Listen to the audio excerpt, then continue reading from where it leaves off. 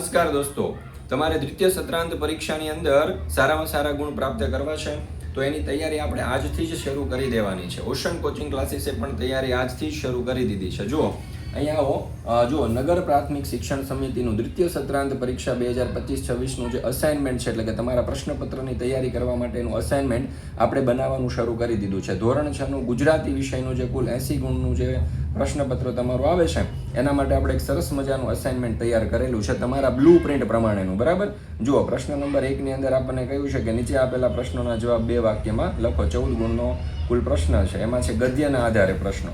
તો અહીંયા તમે જોઈ શકો છો કે આ સરસ મજાના જે પ્રશ્નો છે કે જે મોસ્ટ આઈએમપી પ્રશ્નો છે, જે દ્વિતીય સત્રાંત પરીક્ષાની અંદર પૂછાવાની પૂરેપૂરી શક્યતા છે.